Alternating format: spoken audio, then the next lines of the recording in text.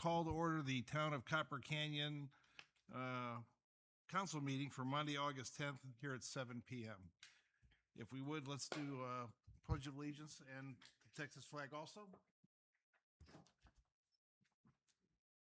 I pledge allegiance to the flag of the United States of America and to the republic for which it stands, one nation, under God, indivisible, with liberty and justice for all. Honor the Texas flag. I pledge allegiance to thee, Texas, one state, under God, one and indivisible.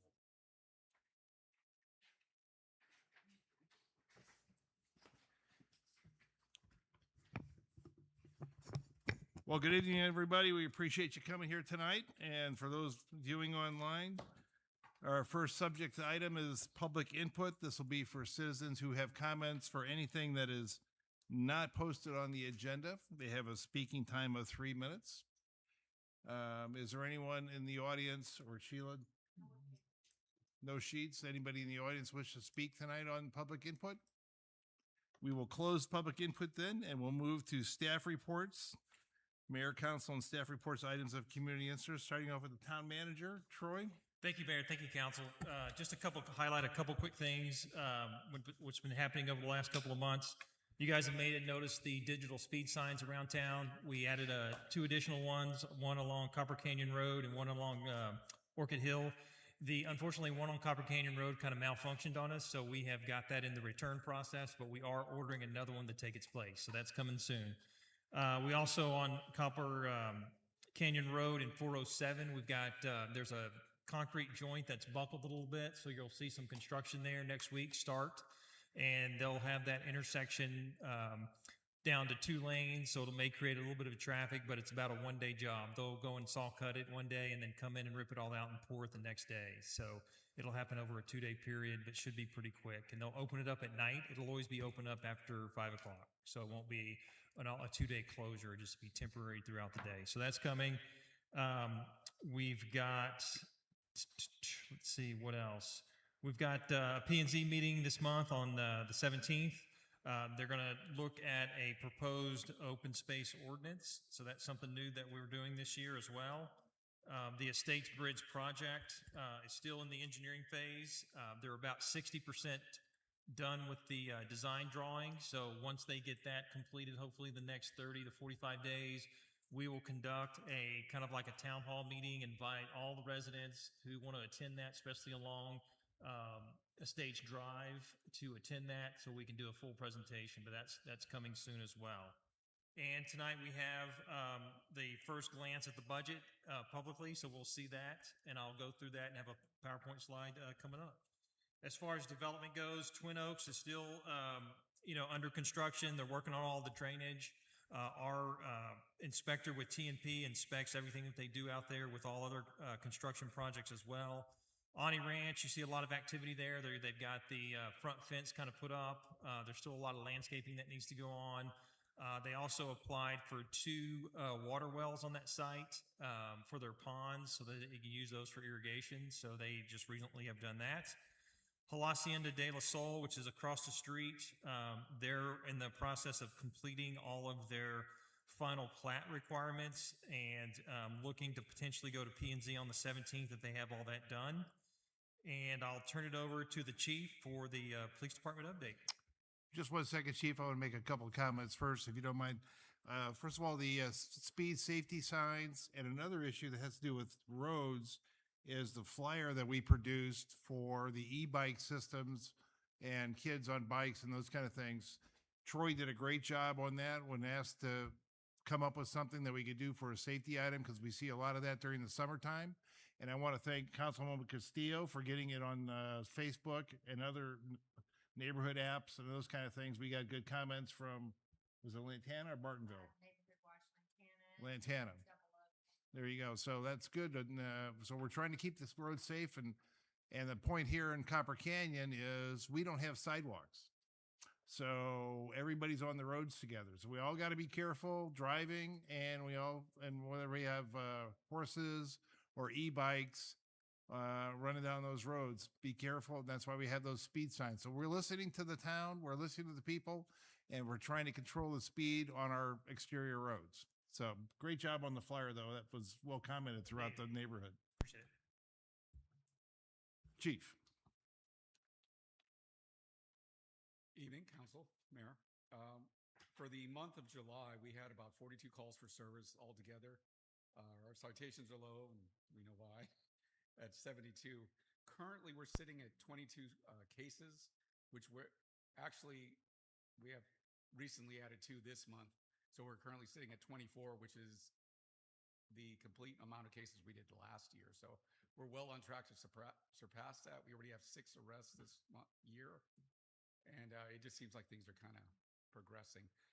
Now, these are not people from town. These are pass-through things. So, obviously it's not a problem with our citizens, but with the increased traffic around us, we're going to see an increase of cases and work. So, is there any questions or follow-up? Yes, sir. What's UCW? Unlawful carry weapons. Oh, gotcha. Okay. Unlawful carry weapons. It's from the pursuit I was involved in last month. And they were actually down there by Old Alton Bridge shooting random things. There's a couple extra bullet holes in some of the signs down there. So thankfully, that's all they were doing and not up to more nefarious deeds. But guns and alcohol don't mix.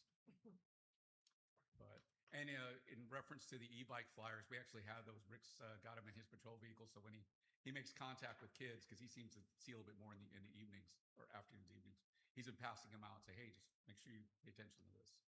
Because there is a difference between the e-bikes and the e-motorcycles, which are basically treated just like regular motorcycles. They're supposed to be registered and whatnot. But thankfully, I haven't seen any young kiddos on any of those yet. So, but we're keeping an eye out.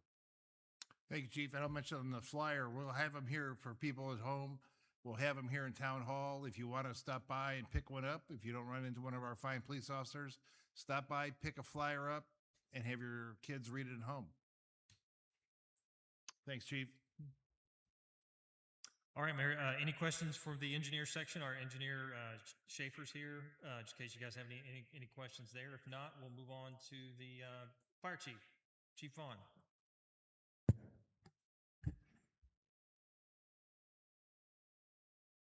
Evening, Mayor, Council, Ricky Vaughn, Fire Chief. I want to apologize. I think, Troy, were able to get the monthly report out? It did come out. We were running behind, so if you didn't get it, we'll make sure you get it. The reason we were running behind is if you recall, at the last meeting, we announced we had opened our 4 stations, so we're adding that data to our overall monthly data, and of course, we had a very busy month. July is typically one of our busiest months of the year anyways. Just for example, we typically run about 12 calls a day, and on 4th of July, we made 32 calls. So it just kind of gives you an idea how many calls. 9 of those were grass fires related, or I'll say fires related to fireworks across the district. But yeah, it was definitely a busy month, but it's the first time we've ever had over 400 calls for a month. And so we had 473 calls for the month, which is an increase of about 124 calls from last month. And so definitely growing. That new station is definitely a busy station, and we're even having conversations about the next station. So as we continue to see the area grow.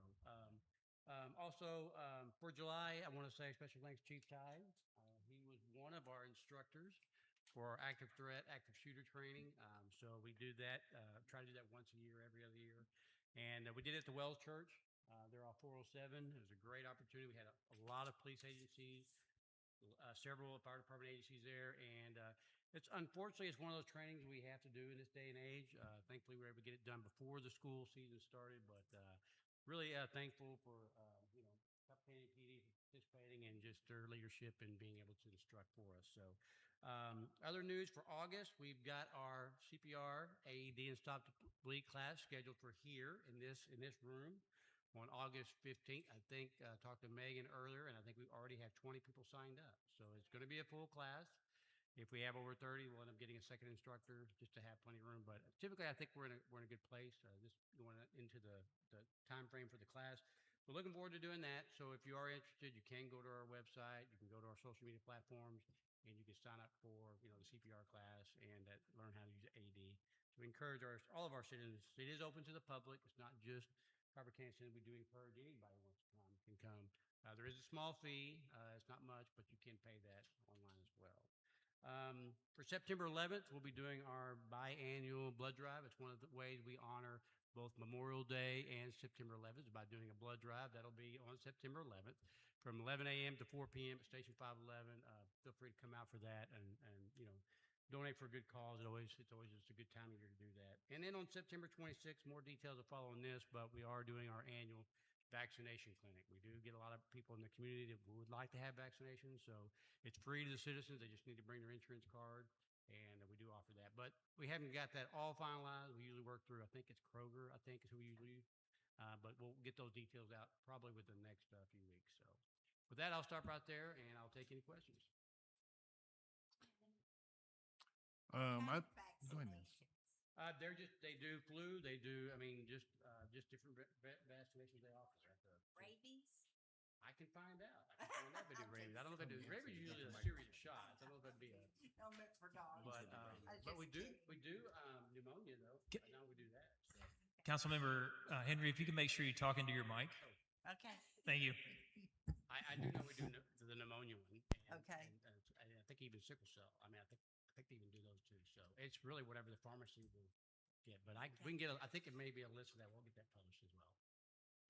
Somebody else had a question. I heard someone. I wanted to say about the class, because I've taken that before, and the Right. Stop the Bleed is really important also aspect of it, That's correct. especially with the guys out here and the women who do work on Right. tools or, Yep. you're out riding or whatever. The Stop the Bleed is really important because it tells you what to do before you guys get there. And Exactly, and we always think of stop the bleed as like a shooting or something, but you could use a chainsaw and something could happen, an accident, on your farm or wherever. So it's definitely something most people. It's the number one. The CPR 80 and stop the bleed is our number one public education because we feel like it's truly how we can save lives. If we teach our citizens how to do CPR, how to use an AED, stop the bleed, then you really are making a difference. And so it's one of our top public education activities we do every year. because you guys have seen that in action, Oh, people yeah. that took Oh. the class and they were performing CPR when you got there and saved a man's life, right? It was a Since couple- May, we've had, I think, half a dozen CPRs. Almost 3/4 of those, they got return of spontaneous circulation. In every case, someone had initiated CPR before we got there because it's going to take us a little time to get there. Let's be honest. We still have to drive there and get there. So if someone knows how to do CPR, can initiate that, they're like heroes before we can even get there. Yeah. And it really makes a difference.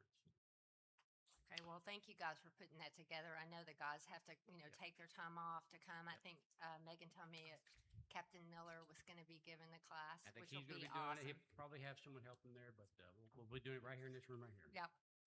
Okay, thank you. Anything else? And I want to personally mention, I had a interface with the chief Yes. due to a yeah. car accident a few days ago and stuff, and I want to give you the highest compliments I can possibly give to the troops that were there. I mean, it was like the guys were going right through the checklist, going right down, working with me, working with the other person that got injured. I mean, the response time was fantastic. I taught airline pilots for 25 years, and if I wish we had the discipline to go and stick with the checklist and the policies and procedures that you've taught your men to do. It saves lives every time out there on the street where there's nothing available except what you got in your head. And you guys did a great job, and I really appreciate that. And I know the other people at the incident did too. Well, thank you for the kind words. I'll be sure to pass that on. Yes. And, I will commend our, firefighters and our paramedics. They do a great job. And we do get a lot of wrecks and they work so seamless. We call it like a pit crew. Have you ever seen NASCAR where everybody's pretty much not having to say a word, but they know what they're doing? It's the same concept. It's really, they practice and train so much that the other one knows what the other guy's doing and the gal's doing. And so it's really a seamless. But to hear you say that and hear our citizens say that, and I get those compliments a lot. And I appreciate that. We just feel like we're doing our job, but at the same time, it's always nice to hear those kind words. Yep, absolutely. Great job. All right. Anything else? Anything All right. else? Thank you. very much. Any other staff reports? Oh, that's it, Troy? Mayor. I appreciate it. Okay, very good. We'll move on to item number 5, consent agreement. Here's the consent agenda. It's routine and administrative, and we have 4 items on it for approval by the town council. We'll be approving the July 13th, 2026 minutes for special council workshop meeting, the July 13th council meeting minutes, We're good, approval of the July 26 financials and approval of the fiscal year 25-26 quarterly investment report ending June 30th, 2026. Is there any comment or discussion on those consent items from the town council? I have an observation. Please do. Jeff? So we're in July. We've got 2 months before the end of the fiscal year. We're already ahead of our revenue target. Yay. And right on target on expenses. So again, I think I've mentioned this in the past. I think you guys are doing a really solid job nailing the numbers. So, Well, as you know, you help out on that too with the project and stuff like that from being on the finance committee. Well, I'll take a motion to approve the consent agenda items 1 through 4. Any, buddy want to approve those items? I'll make a motion that we approve the consent items 1 through 4. Thank you very much, Councilman Dahl. Is there a second? I second. Thank you very much, Councilman Henry. And all in favor of approving the consent items 1 through 4, say aye. Aye. All against, say nay. That's unanimous 4-0 vote. Do I have to mention we have one member missing, one council member missing tonight? She's on vacation, so that's why we only have 4 members tonight. Going on to items number 6, items for consideration. Members of the public who wish to speak on items that were not scheduled to speak may do so at my discretion. We have several items on the consideration for tonight's meeting. Is there anyone in the audience, or do we have anyone, Sheila, that signed up to speak on agenda items? Anybody in the audience wish to speak on agenda items listed in the packet? Hearing none, we'll close the public comment then, and we'll move to item individually discussion by the town council. First item is discussion and consider and take action regarding the interlocal contract for cooperative purchasing between Houston Galveston Area Council and the town of Copper Canyon. And I'll let Troy explain what that's about and why we're going to request this item. Yes, thank you, Mayor. So as some of you guys may know, there's a lot of purchasing co-ops. This is just one of many. There's a buy board that municipalities take advantage of. There's a state purchasing co-op as well. And what these co-ops allow us, the municipality, to do is they follow all the state bid processes. So when they have a member within their purchasing co-op, they have to follow all the state bidding processes. So what that does for us small towns is we don't have to go through the bidding process. We don't have to go post ads for 2 weeks and get bids and then kind of go through the process. They do that for us. So if a particular vendor that we're going to use is on their list, then we know they've gone through the process and they got the lowest price available for that particular service. So also on tonight's agenda, there's the next item that installing our traffic control devices on Vickery and 407. But generally, that's how the purchasing co-ops work, and there's many of them, and this is just the one that we need to be a part of because they have a lot of other services as well that we can take advantage of. Thank you, Troy. And so basically it's ordering and our items we might need from a larger group so that we get the best price we can on anything we need. Any discussion by any council member on the co-op agreement? Would that include our police department as well? Yes, if they have any type of police equipment that is within their purchasing membership, then we could take advantage of that as well. And then we would check with Chief Ty or in you and Yes. make sure that it fits what we need.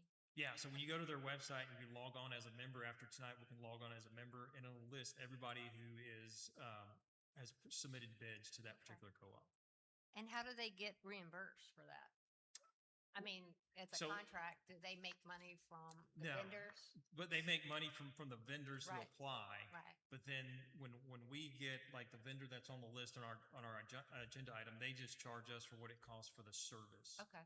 So there's no cost to us to be a part of the co-op. So there's no upcharge or percentage or Correct. commission or anything based on that? Okay. Yeah, it doesn't come back to us. The vendor probably gets a service. Yeah, the vendor may have to pay some type of a membership, but I'm not sure because Okay. I've never been a Have you like vendor. have any kind of research with other towns that have used something like, I mean, it Yeah, sounds like and a great. previous towns that I've worked in, we used this particular one for a variety of different services. We've used Buy Board before as well for like purchasing carpet and installing of carpet. So I've used different types of purchasing. We use the state purchasing co-op to purchase large volumes of furniture when we built I think it was a 19,000 square foot building as well. And so you just got to kind of shop around and see what's out there. But yes, I've used them. Okay. Okay. Purchasing power is great when you can get everybody together. Any other comments from council members?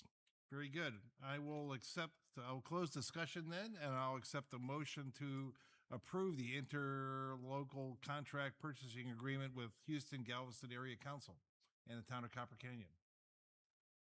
Do I have a motion to approve?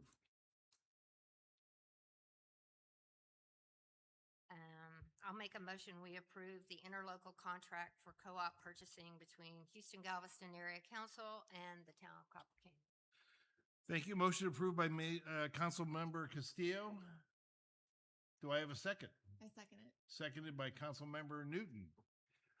All in favor then, please, of approving the interlocal contract purchasing agreement, say aye. Aye. Aye. All against, say nay. That would be a 4-0 vote in approval of the joining the intercontinental contract co-op. Going on to the next item.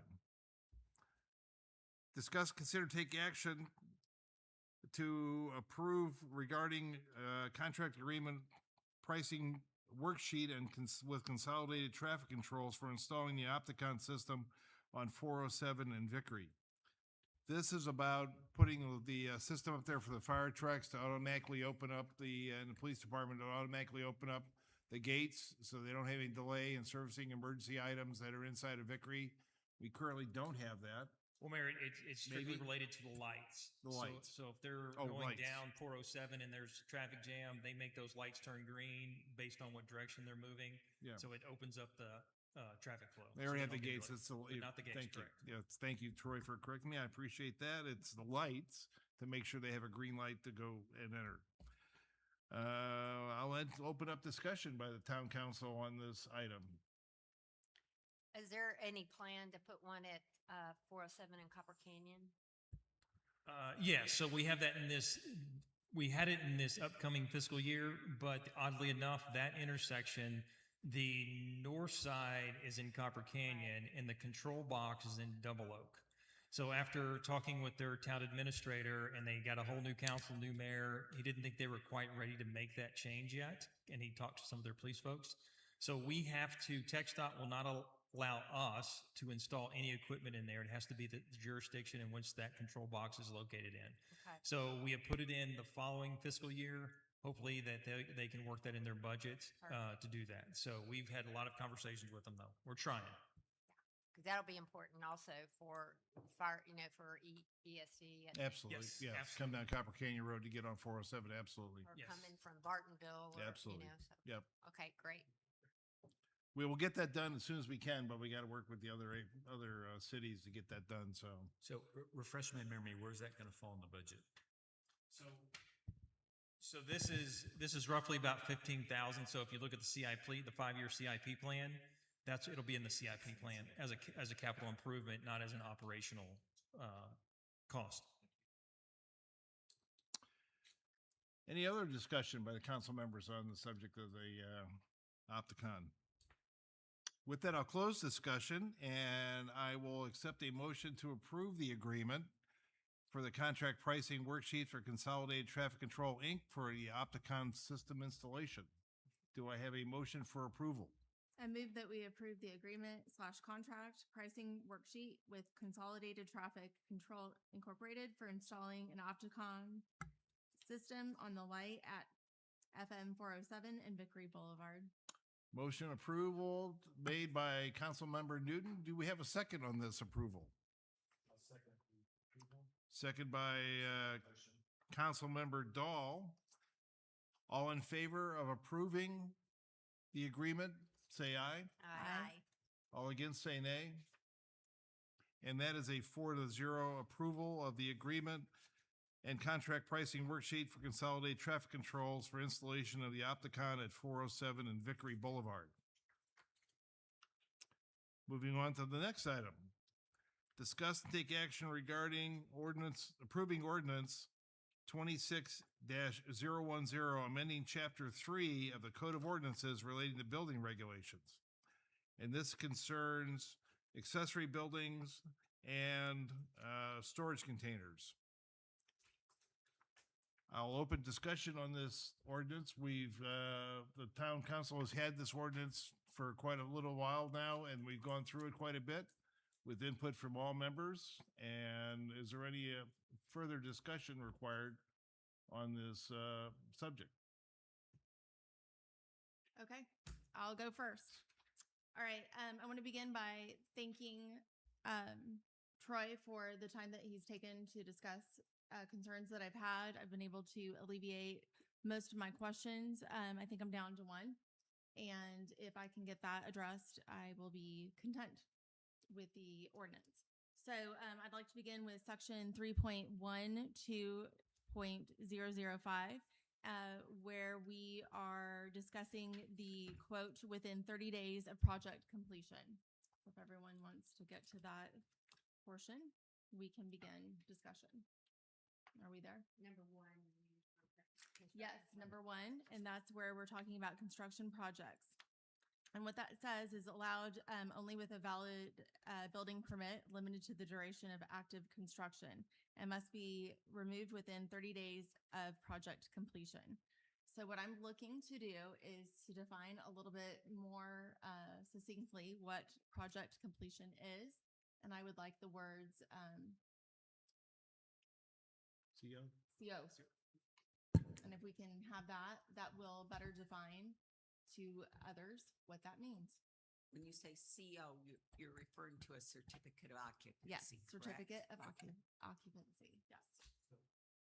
And with that, that will complete my list of all questions, complaints, concerns, and that will close my discussion.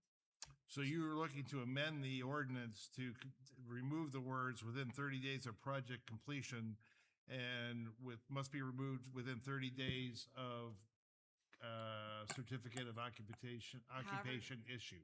That is, I am not looking to do that, no. What do you say? What do you suggest? You can't do that. No. Can't, okay, I didn't hear what What you were you're saying is not correct. Okay, then what I'm saying. It needs to include that it needs to have the certificate of occupancy. Those, however, I am not an ordinance writer. So if I understand what you're saying, Councilmember Newton, you would say allowed only construction projects with a valid building permit limited to the duration of active construction and must be removed from the property no later than 30 days after the issuance of a certificate of occupancy? Basically, I just want the definition that the project completion is the certificate. What defines that? Completion could be anything. And what defines project completion is, as I asked Troy, could you define what is project completion? And he said, that is Yeah, the issuance, what starts that, when we used to talk about the Texas, Texas state law, the shot clock begins at certificate of occupancy. So I was just like, or whatever, what is it? What would you say, Paula? You just want, you're really looking for, correct me if I'm wrong, the term you don't like is project completion. Correct. You really want certificate of occupancy, which says you now own that building and you can move in, you can do the things, you're complete, right? Correct, That's yes. what that means. Yes. So my point is something on the words of, and we'll let our lawyer write it up, within 30 days, we can't remove the day of, we got to give them 30 days to remove it. Correct. Within 30 days of issuance of the certificate of occupancy. But what if there's no occupancy in the building? What if it's just a cabana or You you can't. final inspection? You can't do that because a builder could bring in a container to store his building supplies, right? And now you're saying that he doesn't have to remove it until the house is occupied? It could sit there for a whole year. So that's what I'm So saying. I think the way it's What written right defines- now is consistent with how our permitting system works today. And I'm very comfortable with the way this is already worded because it's consistent with what we already have. It's 30 days. Okay. Just, you're going to complicate things by inserting occupancy. That's just So how would you ever get it removed then? you got 30 days. So the From way the when? permitting process works now is you get a final permit and there's a final inspection and then he signs off So on it's it. final inspection? Yeah, that's part of the permitting process. We have to go back and inspect it after the permit. After the work is done, we Right, but- sign off on the permit. But that is then when a certificate of occupancy is issued. When it passes final inspection, then there's a certificate of occupancy issued. That means it's done, it's approved. Yeah, that's what I was trying to ask Troy. When is it complete? I don't think it's occupancy though. So I think there's two things here. I think you've got, if you're building a brand new house and you're going to occupy that house at the end of the project, you would receive a CO for that. Okay, Okay, so that, if they complete that project, they get the final inspection on their house, they've met all the requirements, we then issue the CO on that house. If they're doing a smaller project, Major accessory building, 2,000 feet. a pool project, a standalone pool project, an accessory building that they may not necessarily occupy, we don't always issue COs for those because they're not occupying it. So they would then receive a final inspection that they've met all the requirements for that pool, for example, and then they would be done. That project would be completed, and they would have 30 days after that final inspection to remove that storage unit or that container. so this was the question that I asked of you. And Yes. this was the question that I asked of you. And these were the words that you all came up. This Yeah. was the seeking of understanding that I asked, Right. to have. And this is what was left. Completion is arbitrary. So if this is considering construction projects, is considering something other than, a building being completed in its entirety and what Troy's talking about is smaller projects, then could we say final inspection? Because then, but even then, what I would say is, I would still tinker with it and say must be removed no later than 30 days after the date of final inspection and approval.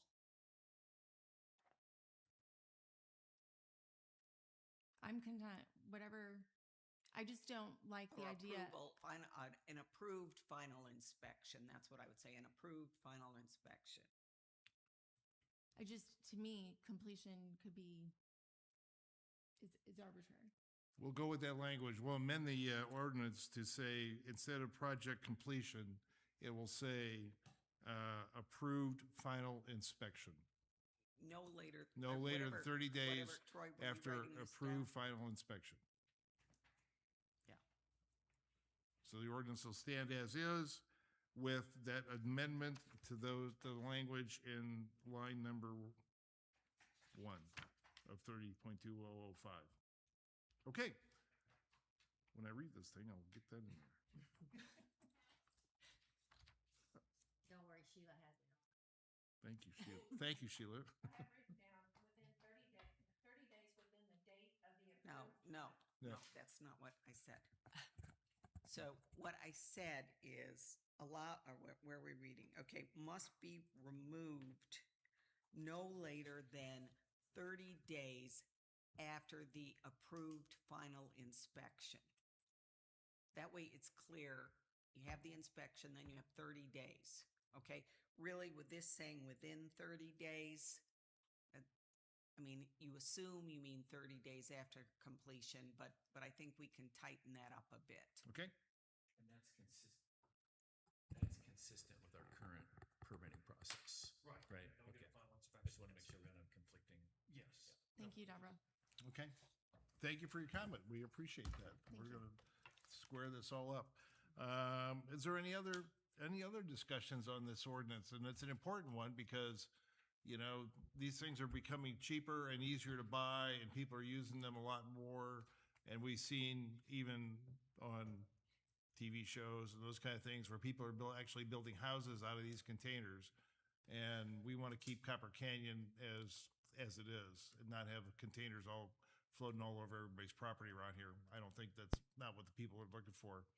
With that all being said, is there any other discussion on this updated ordinance, amended ordinance? I just would comment that this is one of those common sense ordinances. I would hate to think that we had residents that think it's okay to drop a bunch of shipping containers in their backyard and not offend their neighbors. So, you know, for the folks, Councilmember Castillo and Troy, you know, thanks for pushing us along. As has been said before by me in articles, treat your property as you want your neighbors to treat their properties and stuff. So everybody is treating their properties to keep everything nice looking.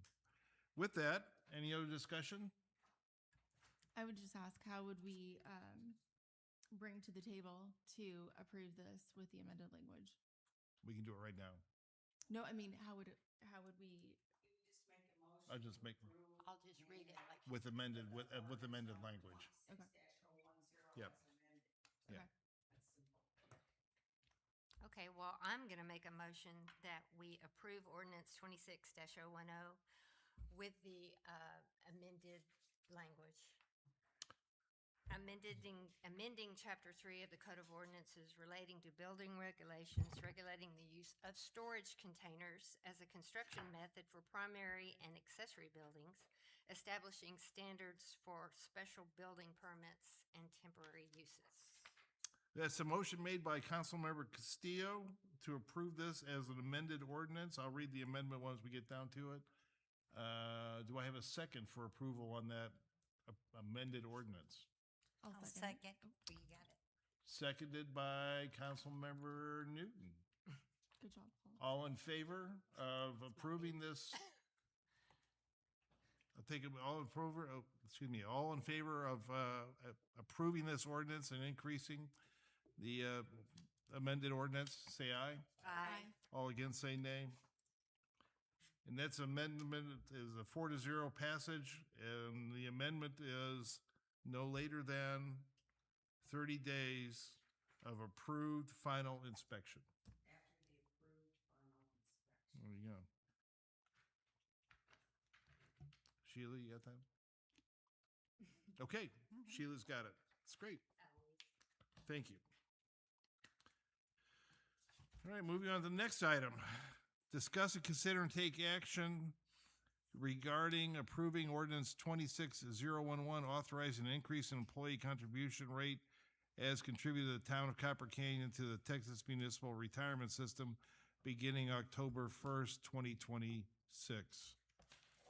Troy, do you have any comments on this? Yes, Mayor and Council, this is something that the state legislation passed, allowing our retirement package from TMRS to increase from 7% to 8%. So you see a lot of municipalities starting to move in this direction as an employee benefit. And information is in your packet. You have a memo that supports this and also shows the impact financially, what that would mean for Copper Canyon roughly on an annual basis. These costs were built into this upcoming year's budget as well. Any questions? Very good. Is there any discussion or any questions on this addition of 1% to the retirement fund for our employees? Yeah, I actually researched this a little bit. Please. And it is 7 to 8%, so that's legit. And I like the 8% number. Where are we? So if you look at the old number, 8.45, if anybody's questioning where that comes from, the 1.45 of that is the Medicare tax, correct? Right? So it was our contribution plus the 1.45 Medicare tax. I think there was a question there where that number came from. Okay. Any other discussion on this item? Hearing none, I'll accept a motion to approve ordinance 26-012 001, increase in contribution to the Texas Municipal Retirement System. Do I have a motion? I move that we approve the ordinance 26-011, authorizing an increase to the employee contribution rate as contributed by the town of Copper Canyon to the Texas Municipal Retirement System beginning October 1st, 2026.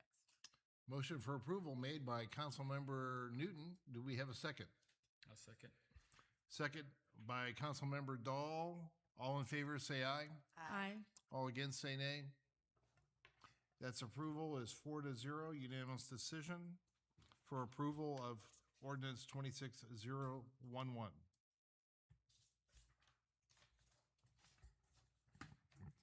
Next item.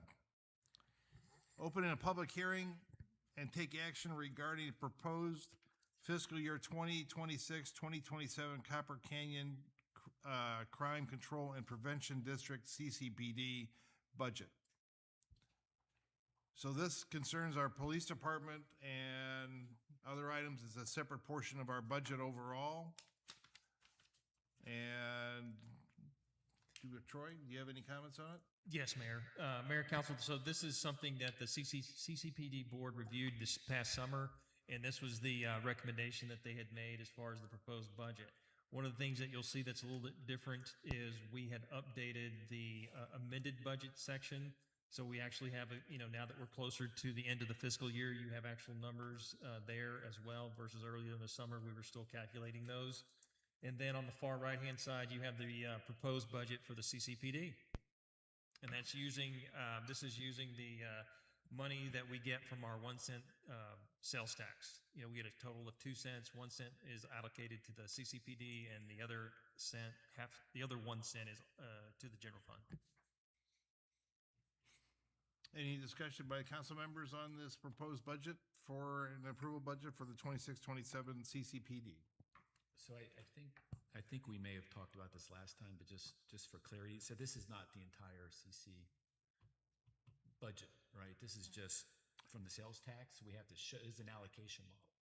We have to show how the money's being spent. Correct. Yes. Just, for fiscal due diligence, but it's not the entire budget. Yes, that's correct. It's not the entire police It's not budget. the entire police budget. It's not the entire police This is budget. the portion that the crime control district allocates to offset the police department. So if you look at the police department budget line item in your budget that you have tonight, you'll see it's a lot higher, but it's offset by 200,000. That's approved by the CCPD because those are separate funds that are earmarked or restricted just for that use. It's our allocation of the sales tax portion that we get for the CCPD is what it is. Right? Yep. Any other discussion by any council members? Hearing none, I will. So you didn't Oh, open it's a the public hearing. That's right, public hearing. Is there any discussion from the public on this item? You need to open So the public hearing I think first. You have to open the public hearing at a certain time. So Oh, gotcha. We'll open a public hearing at 7:44 for this subject. Is there anybody who wants to make a comment? Any public want to make a comment? Hearing none, we'll close the public hearing at 8:40 or 7:45. Okay. With that, then I'll take a motion to approve the CCPD budget for 26-27. I'll make a motion that we approve the 2026-2027 Copper Canyon Crime Control and Prevention District budget. I'll Motion- second.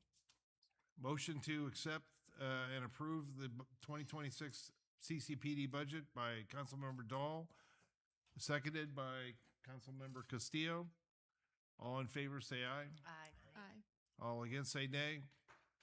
That's a 4-0 approval of the CCPD 2026-27 budget.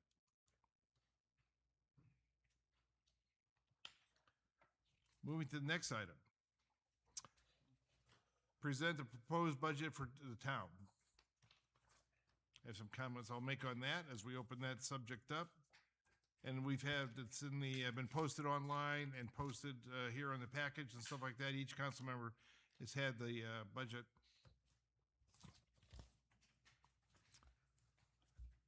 First, I want to thank the town staff. I want to thank Troy Meyer and Sheila Morales for their time and guidance over the last several months in building this budget together and setting priorities for next year.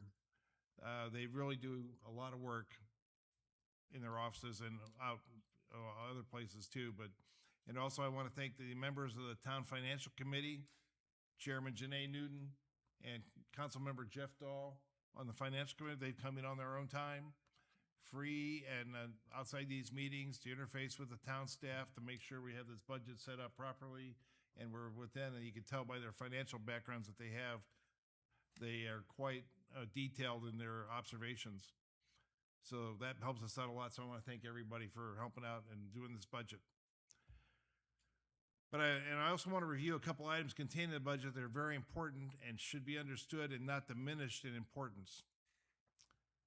First, this proposal, and this is right now we're just proposing this budget. We're not voting on it tonight. We've accomplished a property tax rate cut for everyone. You'll see that on page 2, first line under rate comparison. We've done this through conservative spending control process and several small selection of new home projects that have come on board over the last year. That's added to a little bit to our revenue process. The important guidance I've stressed with our team is just because more revenue comes in through new houses doesn't mean we're going to spend it. We must properly take care of today's expenses all the time and also plan on saving taxpayer monies for future larger projects. Some of those projects for us in Copper Canyon are roadways and public drainage areas. Keeping government spending below projected tax revenue is what will keep our community on solid footing.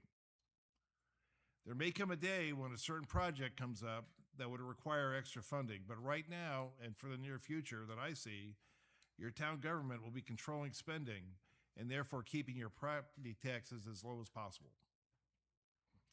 The second item I want to talk about is the sale tax we receive. The 2% we receive in sales tax is divided between, as was discussed earlier, between the general fund and the Crime Control Prevention District.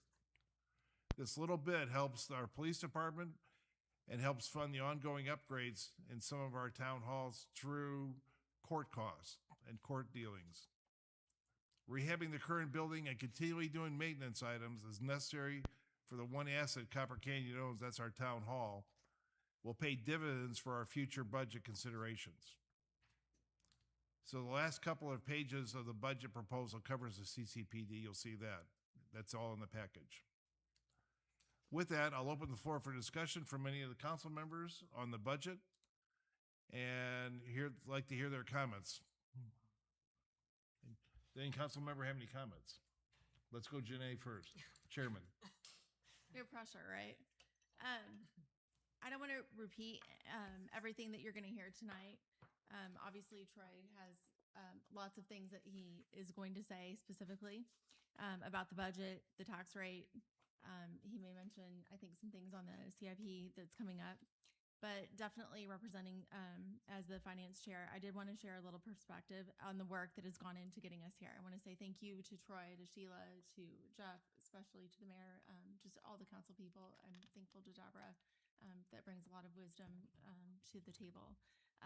In all of my time around Copper Canyon Town Councils, this is the first time I've seen us have a finance committee meeting regularly and looking beyond a single budget year.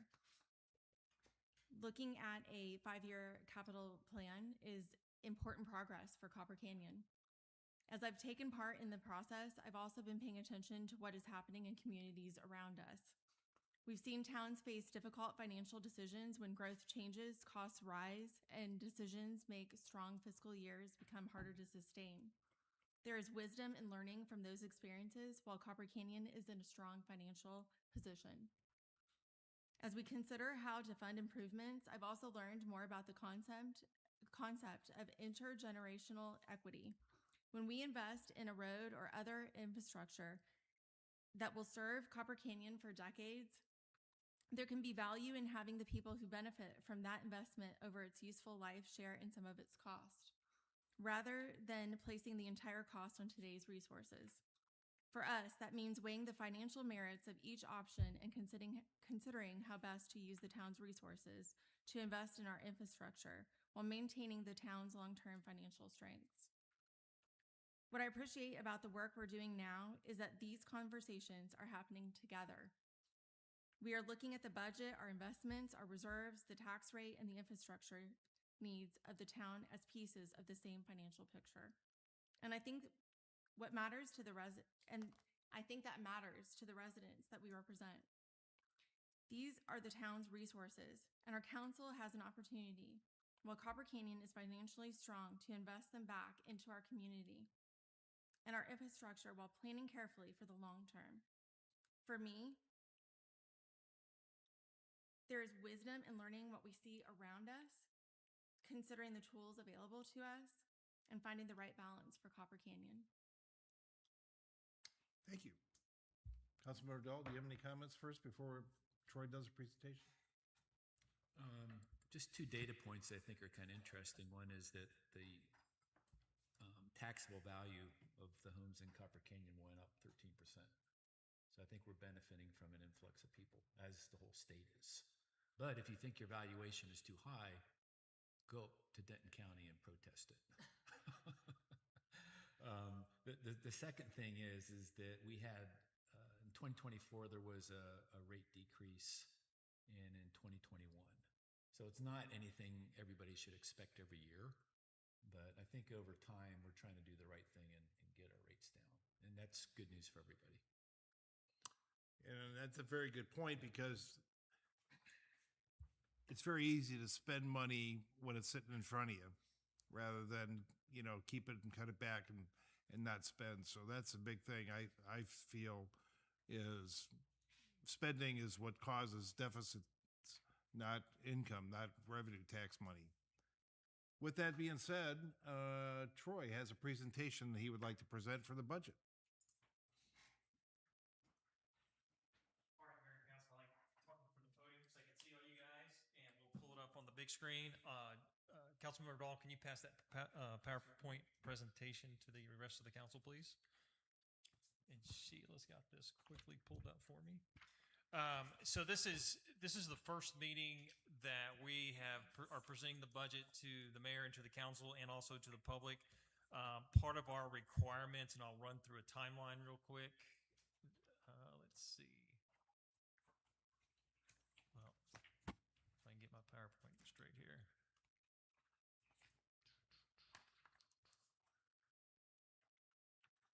Well,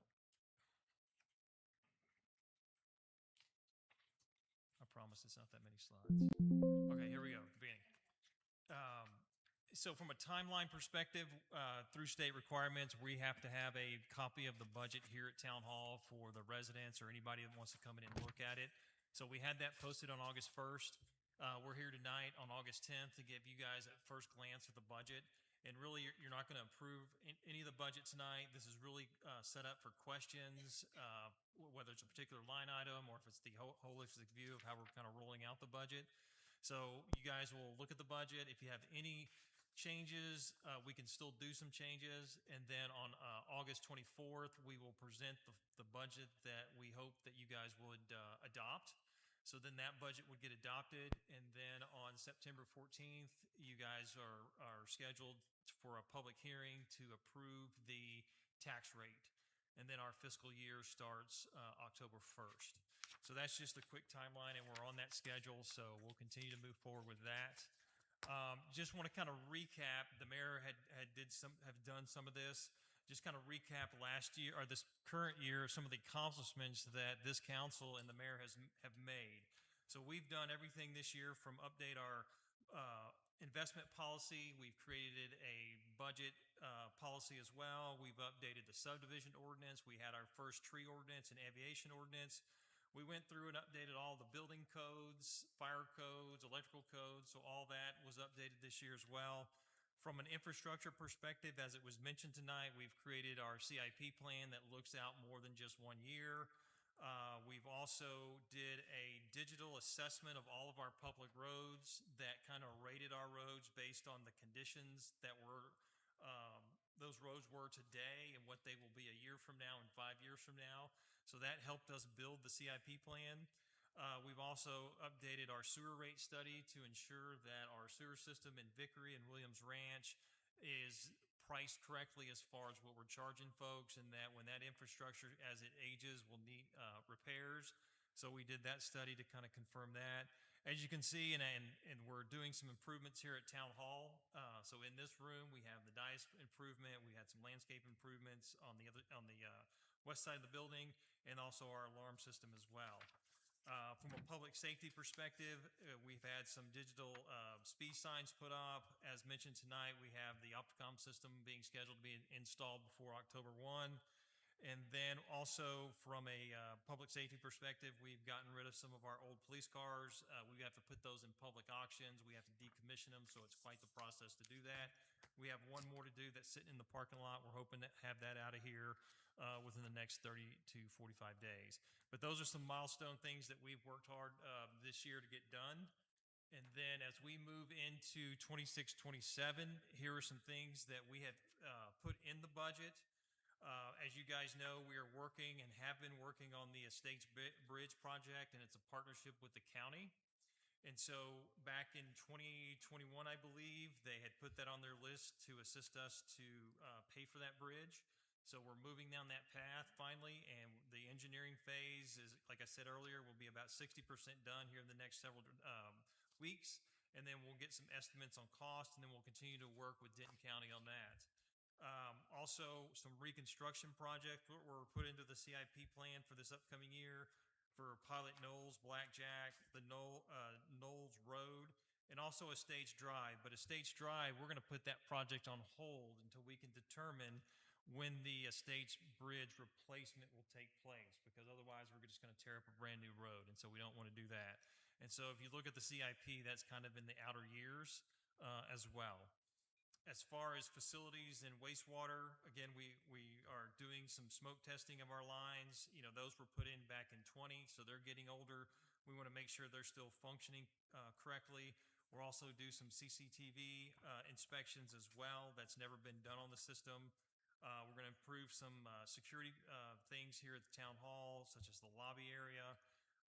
And then also we have some drainage projects scheduled in this budget, which includes the Boots Ranch parallel to Copper Canyon Road, and then also a drainage area here on Chin Chapel to go along with that. And then we were recommending that we continue to update our ordinances to kind of preserve the rural feel of Copper Canyon, and we'll do that through the future land use plan, lighting, what type of lighting requirements, because right now our ordinance are very light on that. And then also looking at short-term rentals, kind of what we can do as it relates to that.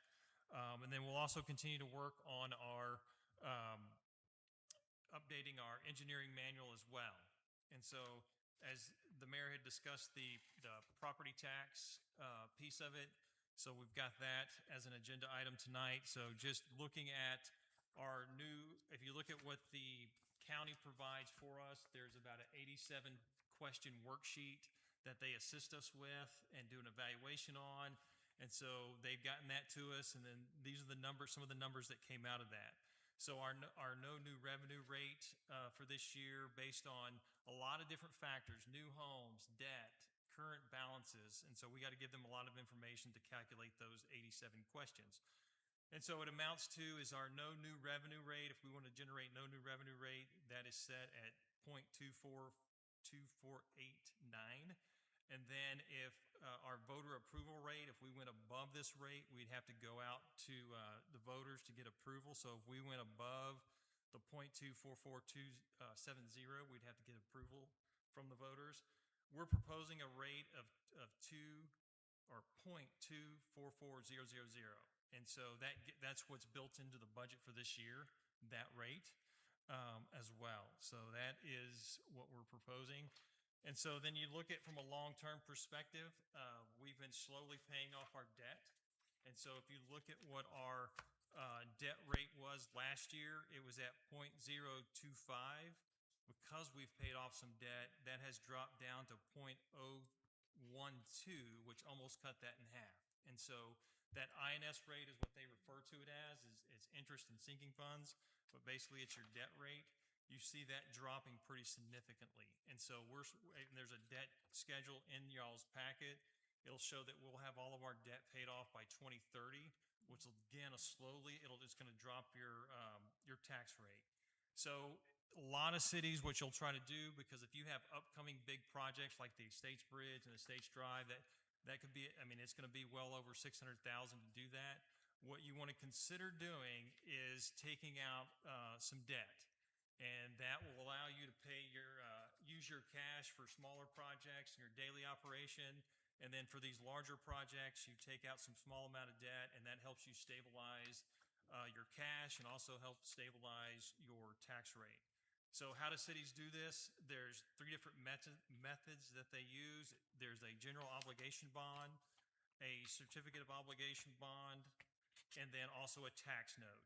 And so the first 2 are usually long-term lots. You see school districts do a lot of your GO bonds.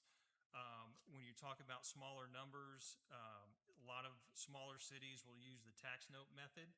That means that you have to pay it off in 7 years. It would be supported by your property tax, but it doesn't require voter approval. Your larger GO bond would. Your COs do not require voter approval unless there's a petition filed during the process. But those are just some methods, and what I'd recommend to the council is if these are things you guys want us to pursue and really look at for these bigger projects that we have in the CIP budget, we can certainly do that in this upcoming year as something to consider. With that, I just wanted to kind of give you guys a general overview.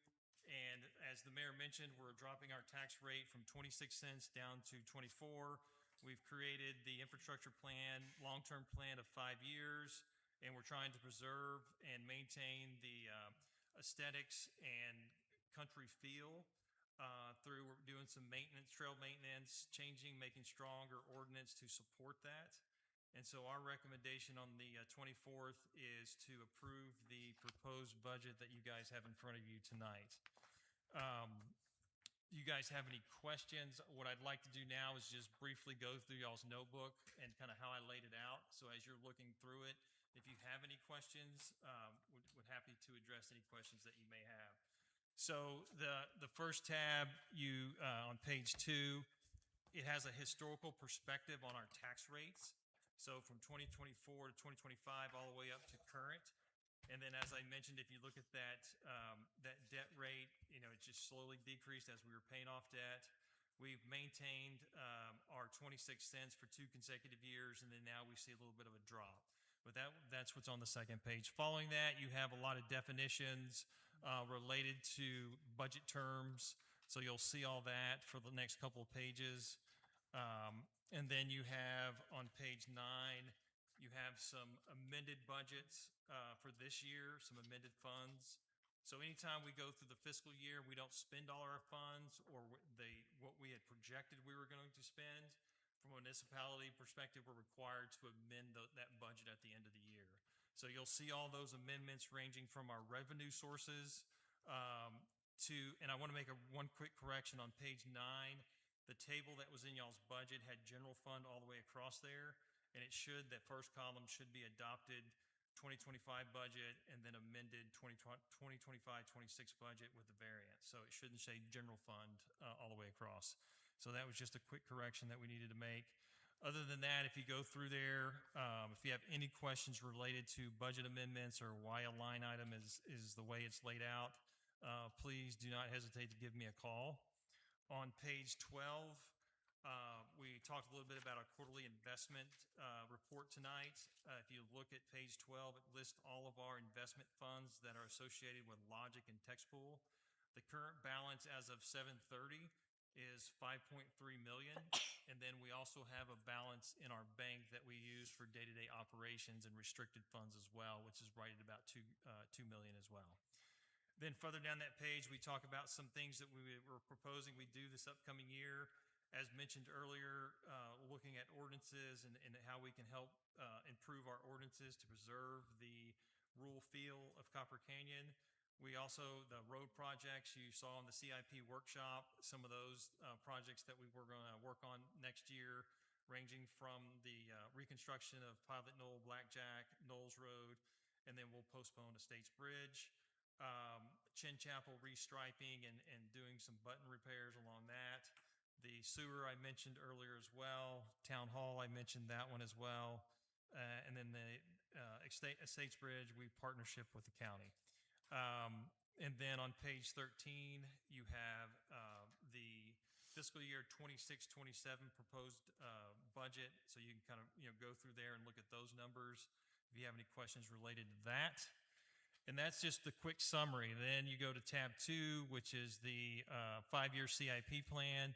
I'm sorry, page 2 or tab 2 is the actual budget, the detailed budget. So you have all the line items spelled out, and then off to the right, you have some descriptions of what each one of those line items reflect. So on that first page, you have a majority of our revenue, as 71% of our revenue next year comes from property tax.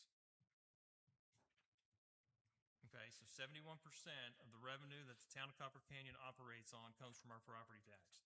The rest comes from franchise fees, building inspections, citations, court fees, and then a little bit comes from the CIP plan as well. So as you go through those pages, it's broken down into administrative expenses, contract service expenses as well. So you can kind of see each line item or a summary of each section of the budget. So that will give you some detail around what we do on a day-to-day basis and what we are spending on a day-to-day basis.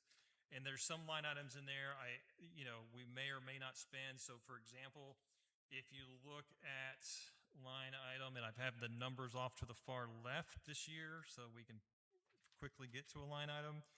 And if you look at line item 80, which is elections, and you look at our amended amount, we had budgeted this year 11,000. We did not have an election this past May, so we did not have any amendments associated because we didn't spend any of the money.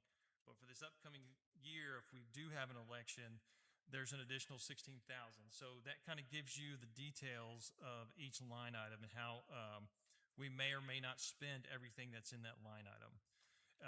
Also want to mention in the next tab, we've got the CIP projects.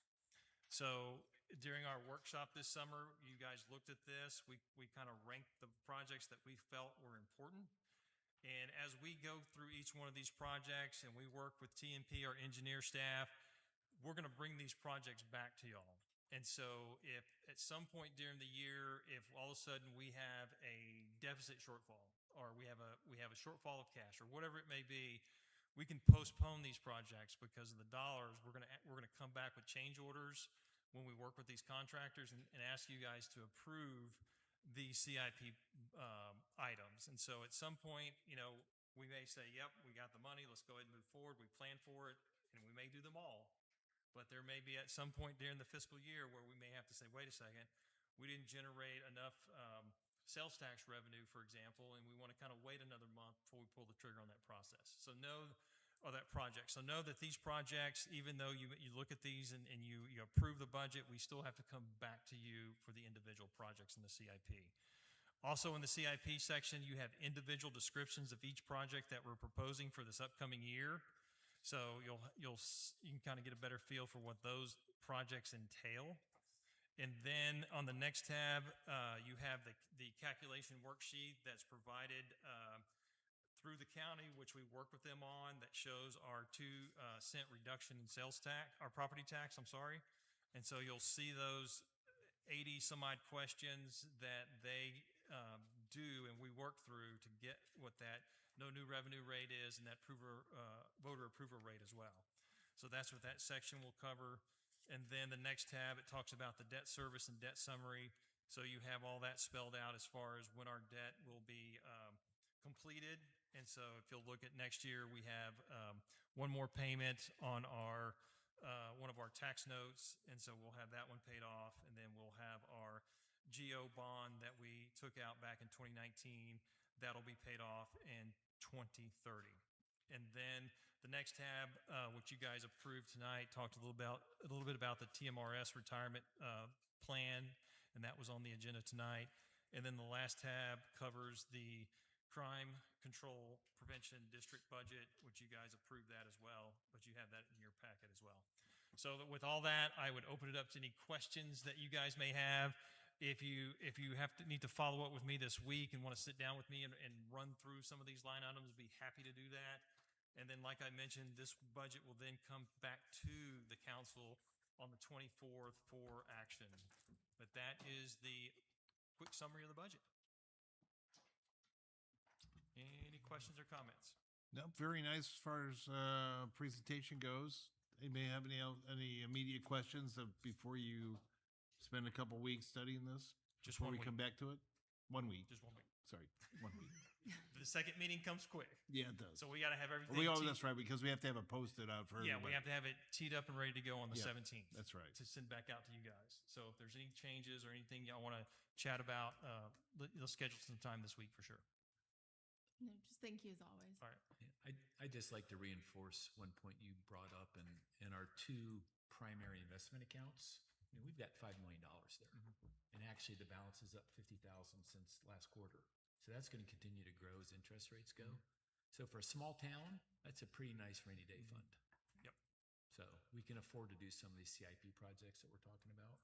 So Yep. we want to reassure our residents that we've got a really nice nest egg to protect this town.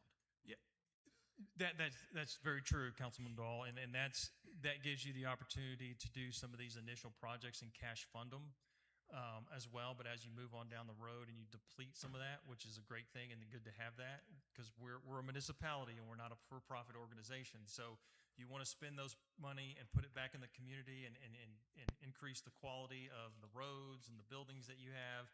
And that's what our intent is. And then at some point, you may want to consider doing some debt service as well to kind of prolong, a big expenditure, so to speak, so you can kind of keep that cash reserve healthy.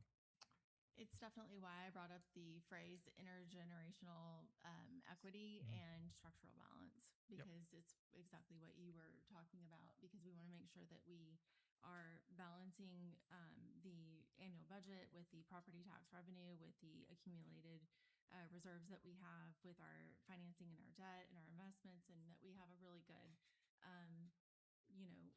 all those folks in our wheel are revolving around, because as we are looking at the, what happens if things slow down in the economy, and what happens, and that's why I really did mention about other communities that we have surrounding us, because what looks good right now may not look good tomorrow, and that has happened to several of the cities around us. And so we want to be fiscally responsible with what our strong city looks like right now, because tomorrow something could happen. And as we looked at with the estates, costs rise. And so we want to be really careful with that. And so we are in a very good, strong position, and I'm really grateful for that. So we do want to invest in our infrastructure and be really careful with our residents' money. Thank you.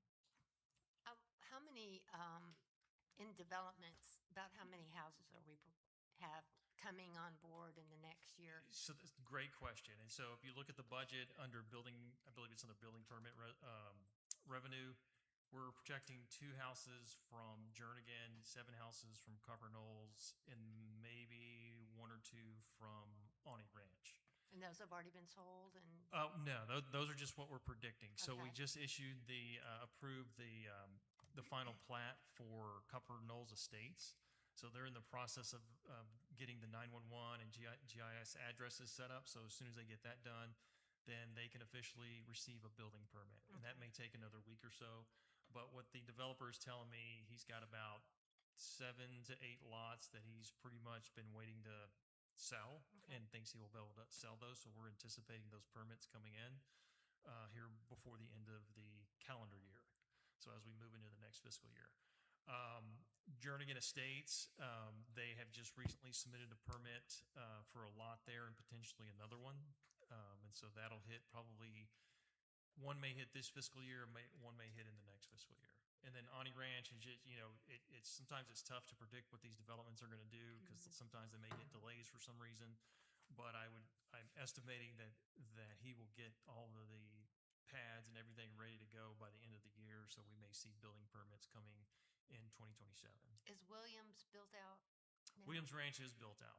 Okay. They're finishing up their last 2 houses in the cul-de-sac, and I'm not sure if they've been sold, but I know the construction portion of it is probably on the final interior finish outs on those Okay. last 2 homes in that development.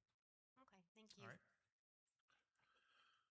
Thank you, Troy. I want to mention something that Councilmember Newton mentioned about we never know what the economy is going to do and things. And many of the bigger projects we have, with the States Bridge being the one that's major for us today, we have helpful partners in Denton County that are helping us out. And if they can't provide the funds to finish that project, we can't do that by ourselves.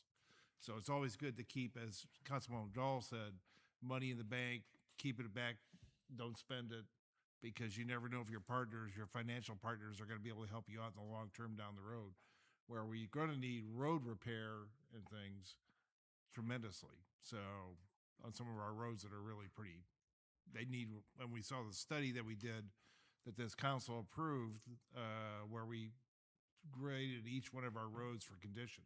So we know where we need work, we know where we don't, but, financial control is very important because you never know what's going to happen in the economy for us. But good presentation, Troy, appreciate it. Thank you, Mayor. Any other discussion from any council member on the proposed budget that you're going to be studying over the next few days? Okay, with that, let's move on to the, we have a set the public hearing for the fiscal year. We have that for August 24th. So there'll be a public hearing right before we approve the budget on August 24th. Correct. We'll move on to the final discussion item, discuss and consider and accepting the submission of the notice of a no new revenue tax rate of 0.242489 per $100 taxable valuation and a voter approval tax rate of 0.244270 per $100 taxable valuation for the fiscal year beginning October 1st, 2026 and ending September 30th, 2027. Setting a public hearing for Monday, September 14th, 2026 at 7 p.m. for an ad valorem tax rate not to exceed 0.244000 per $100 taxable valuation for the fiscal year beginning October 1st, 2026 and ending September 30th, 2027. All that is legal documentation required to be said, so that's why I had to read it verbatim. And this is setting our tax rate that we're going to set the budget on. And once again, it is a reduction in tax rate from 1 year past, this year we're currently in fiscal year, to next year's fiscal year. Is there any comments by the town council on this subject, item number 7? That being said, I will take a motion to accept, To approve. to approve this ad valorem tax rate not to exceed 0.244000. Do we have a motion to accept it? I'll read it again later on. Motion to approve. Can I just say? Good Lord.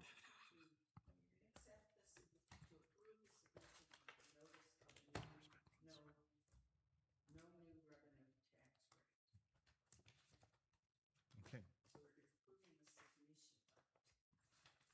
Approving the submission of it. Not the actual tax rate, because we have to have the public hearing. I will make a motion that we approve the submission of the notice of the no new tax revenue rate of 0.242489 per $100 taxable valuation and a voter approval rate of 0.244270 per $100 taxable valuation for the fiscal year beginning October 1, 2026 and ending September 30, 2027, and setting a public hearing for Monday, September 14th, 2026 at 7 p.m. for an ad valorem tax rate not to exceed 0.244 per $100 taxable valuation for the fiscal year beginning October 1, 2026 and ending September 30, 2027. We have a motion to accept the submission. Do we have a second? I second. Motion by Councilmember Dahl, seconded by Councilmember Henry. This will be a roll call vote, so I'll go from Councilmember Dahl over. Councilmember Dahl, how do you vote? Aye. Councilmember Castillo, how do you vote? Aye. Councilmember Newton, how do you vote? Aye. Councilmember Henry, how do you vote? Aye. That is a 4-0 unanimous vote for accepting the submission of the notice of the no new revenue tax rate of 0.24. Do I have to read the whole thing again? No. So that motion, that acceptance of the new not to exceed tax rate of 0.244000 passes unanimously.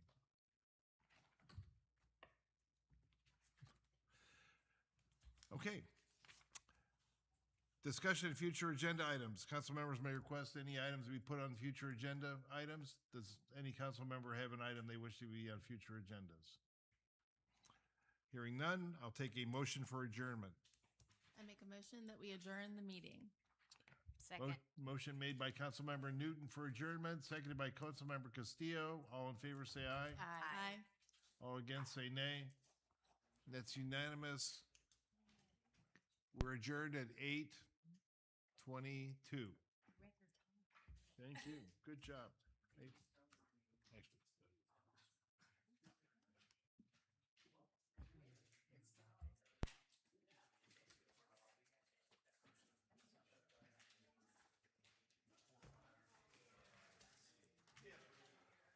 I'm glad y'all came. It's good to see you. It's good to see you.